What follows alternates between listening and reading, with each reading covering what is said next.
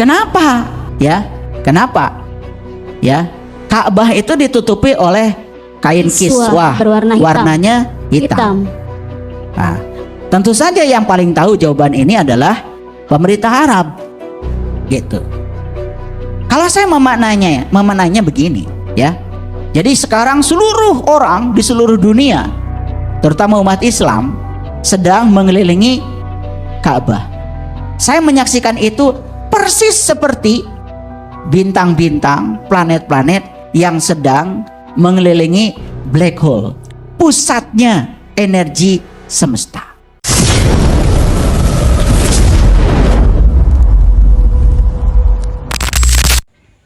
Takbiran itu kan sebetulnya harusnya tidak dibatasi oleh waktu.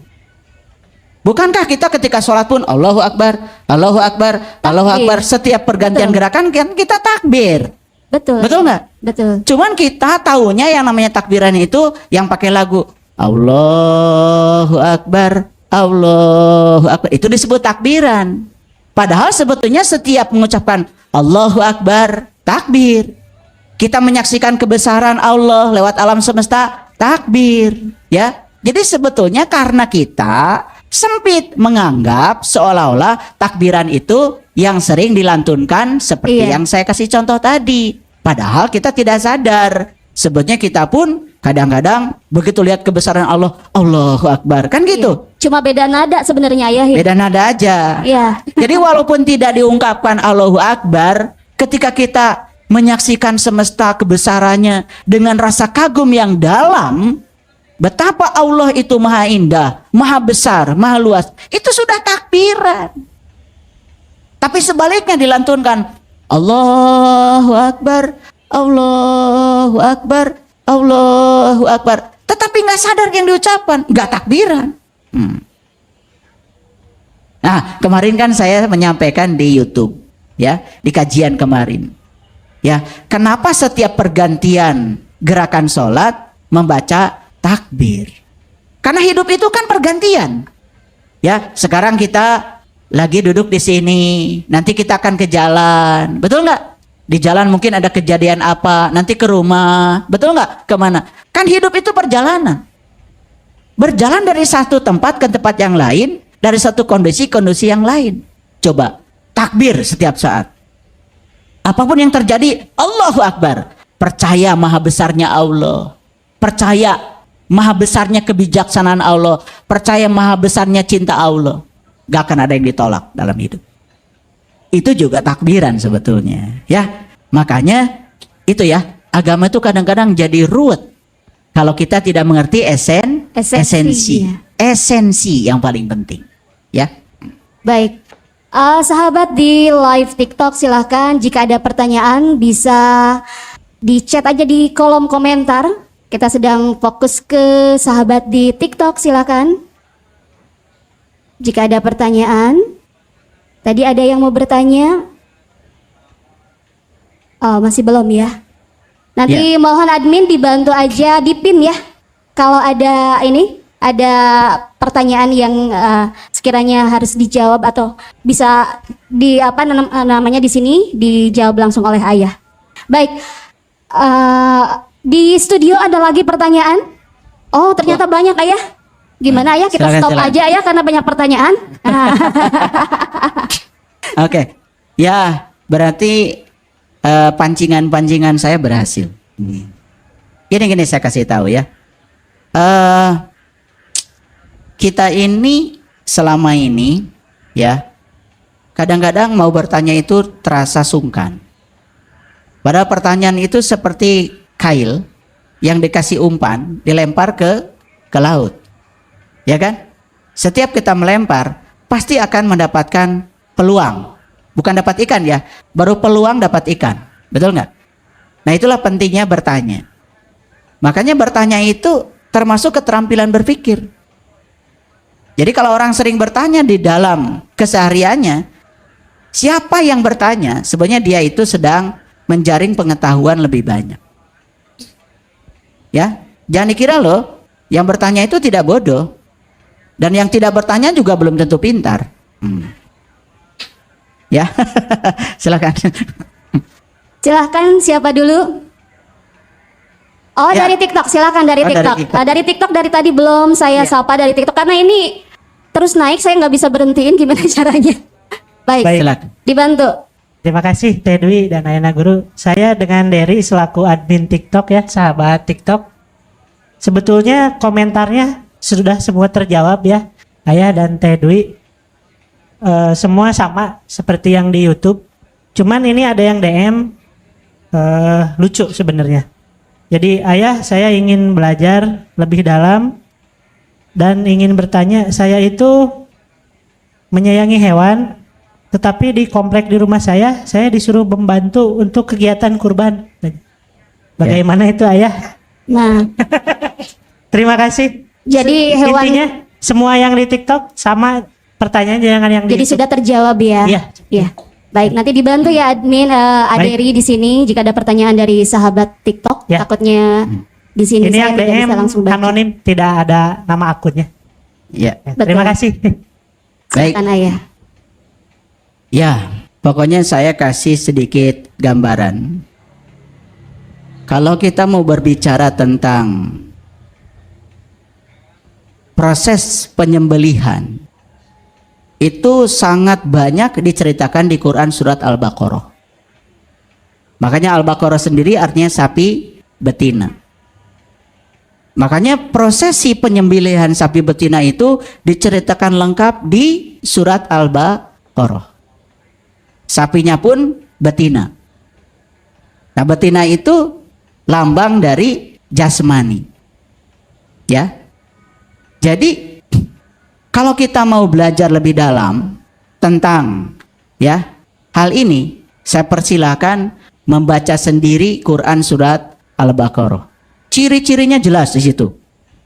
Ciri-ciri sapi betina itu tidak boleh tua, tidak muda, pertengahan, ya kan? Tidak pernah dipakai membajak, tidak pernah dipakai mengairi tanaman, ya, tidak bercacat, tidak ada belangnya. Itu jelas sekali. Jadi itu adalah bicara tentang masalah hakikat. Itu aja jawabannya saya. Ya, terima kasih. Itu ya jawabannya. Ini karena tidak terjawab, terbaca di TikTok sama di YouTube. Mungkin ini ada yang nge-WA ke saya ya, boleh ya? Saya sampaikan. Tadi mungkin dibahas tentang rumah Allah.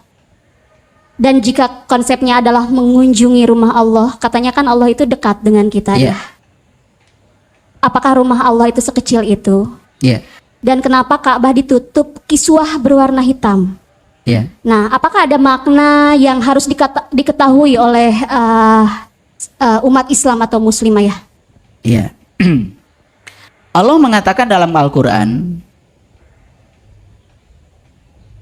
jika ada orang yang bertanya tentang aku, itu di surat Al-Baqarah, katakanlah aku dekat.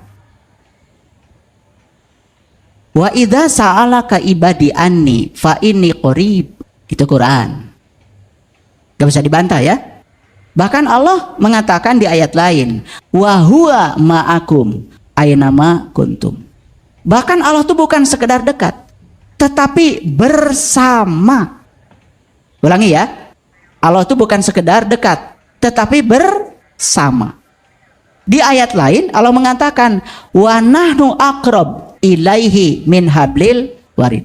Aku lebih dekat kepadamu melampaui dekatnya urat nadi lehermu.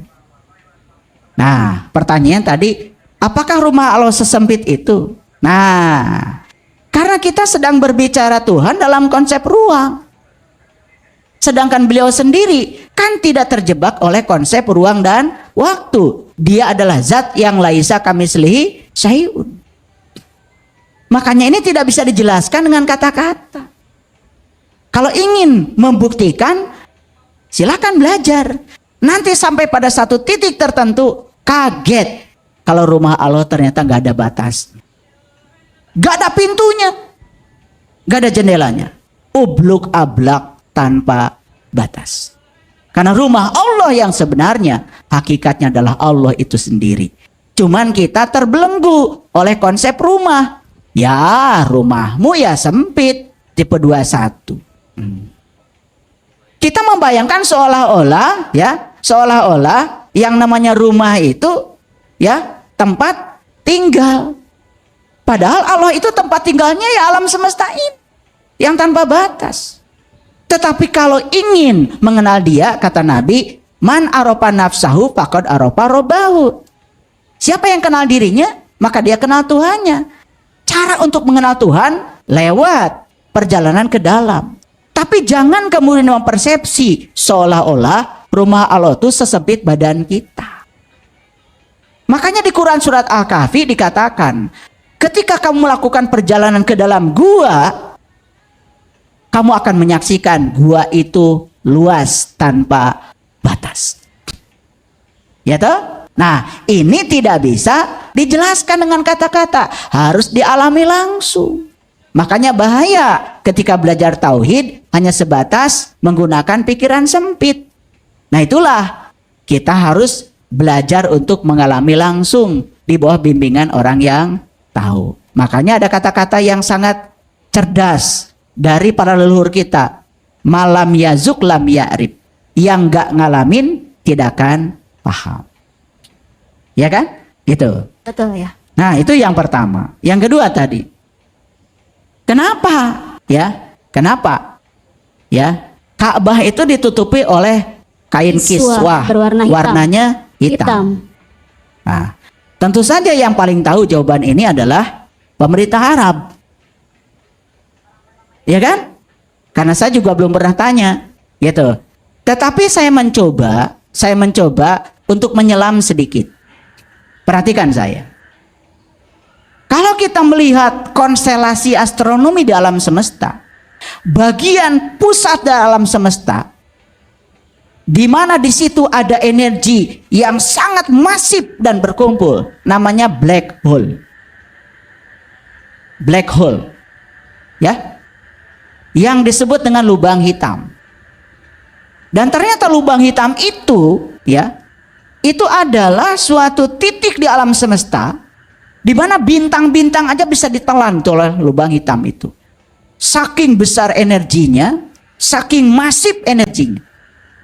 Gitu. Kalau saya memaknainya begini, ya. Jadi sekarang seluruh orang di seluruh dunia, terutama umat Islam, sedang mengelilingi Ka'bah. Saya menyaksikan itu persis seperti bintang-bintang, planet-planet yang sedang mengelilingi black hole, pusatnya energi semesta. Jadi kalau saya secara sains hanya berani mengatakan itu. Tapi kalau nanti kita coba wawancara ya, kerajaan Arab itu kenapa warna hitam gitu. Tapi saya memahaminya secara sains. Karena ternyata saya punya pengalaman. Dalam fisika, kalau ada benda yang bergerak, misalkan elektron bergerak mengelilingi inti, ternyata pergerakan itu menimbulkan suatu momen magnetik. Jadi energi yang arahnya itu ketika pergerakannya ke kiri, dia akan menimbulkan energi yang ke atas. Rumus momen magnetik di fisika, momen magnetik adalah arus dikalikan luas. Jadi ketika kita mengelilingi suatu luas, ternyata menimbulkan energi ke atas. Nah makanya ya, ketika sejumlah orang mengelilingi Ka'bah, jangan heran kalau ada orang yang tiba-tiba menyaksikan seolah-olah ada energi yang memancar ke atas. Itu akibat dari momen magnetik semesta, dari perputaran sejumlah orang. Dan itu menjadi pusat. Nah, pusat alam semesta saja warnanya hitam. Barangkali itu yang bisa saya jawab. Baik, karena boleh tepuk tangan dulu untuk saya ya. Karena saya pusing 7 keliling ayah bacanya atas bawah, dan ini WA saya justru sekarang yang banyak yang nge-DM gitu ya. Nah, baik para sahabat, ini banyak juga pertanyaan yang masuk. Di studio masih ada pertanyaan, namun kita keep dulu untuk di studio, nanti kita lanjutkan kalau masih ada waktu ya. Baik, saya akan merespon dulu pertanyaan dari ini ada Redet katanya ayah, sebentar. Saya baca dulu ini dari Pak Sigit Purnomo. Tanya Teteh, ayah tolong dijelaskan hakikat dari larangan potong kuku dan berburu. Itu mungkin ayah, silakan. Iya. ini sangat bagus kalau Pak Sigit suatu saat bisa mengalami langsung. Kenapa harus potong kuku? Ya, karena kuku yang panjang itu, ya kan berbahaya. Coba kalau yang egonya besar, kukunya panjang kan bisa nyakar, betul nggak? Tetapi itu bukan jawaban yang sebenarnya. Ada jawaban yang tersembunyi dan aurat kalau saya bicarakan di sini. Tapi saya mengundang Pak Sigit suatu saat ketemu saya secara pribadi karena pertanyaan ini udah pertanyaan ilmu khusus. Kenapa harus potong kuku? Ada satu jawaban yang tidak bisa dijelaskan di publik karena itu harus langsung disampaikan. Begitu. Itu yang pertama. Kemudian yang kedua tadi kenapa harus dan berburu. Oke. Kenapa tidak boleh berburu? Nah, kalau itu ada perintahnya di Quran. Surat Al-Maidah yang pertama. Ya. Janganlah kamu berburu ketika kamu sedang berhaji. Ini Quran surah Al-Maidah ya. Nanti bisa para sahabat baca ya. Ayat pertama. Nah, berburu secara syariat kan biasanya di hutan. Betul nggak? Yang diburu biasanya adalah buruan. Bisa babi hutan, bisa macan. Yang jelas biasanya yang diburu kan binatang. Betul nggak? Nah, biasanya untuk berburu menggunakan binatang juga. Namanya anjing, kan gitu. Betul nggak? Gitu. Ini konteks berburu dalam pengertian sehari-hari. Tapi Al-Quran nggak mungkin cerita hal-hal yang sedangkal itu. Kenapa?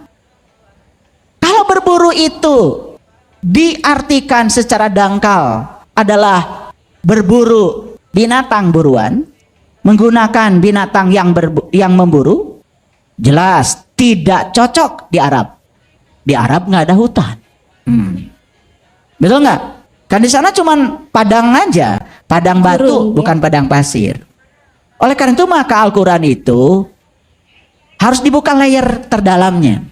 Ternyata berburu yang dimaksud di situ, kalau menurut pemahaman saya, ketika kita melakukan perjalanan untuk hening ke dalam, maka kita tidak boleh menggunakan binatang untuk berburu. Dan binatang itu adalah lambang dari ego, lambang dari hawa nafsu. Makanya itu sebabnya perjalanan haji harus diawali dengan ihram. Ihram itu bersuci. Apa yang harus disucikan? Nah, ini terjadi pada Nabi Musa. Itu diabadikan di Quran surat Toha. Kalau baca surat Toha ayat 9 sampai ayat 14, di situ Nabi Musa ketika diundang memasuki Al-Muqaddasi Tua, Baitullah, ciptaan Allah sendiri, diundang oleh Allah Nabi Musa. Perintah Allah apa? Fahla na'laika, lepaskan kedua terompahmu. Terompah itu kiri kanan, benar salah, senang tidak senang, itu yang namanya dualitas. Karena hampir semua manusia di semesta ini, ya, sebetulnya menjadi kotor jiwanya karena apa? Karena menuhankan dualitas. Senang ini tidak senang itu, betul nggak? Iya. Coba lihat orang yang masih dikendalikan oleh dualitas. Biasanya pro sini tidak pro sana, betul nggak?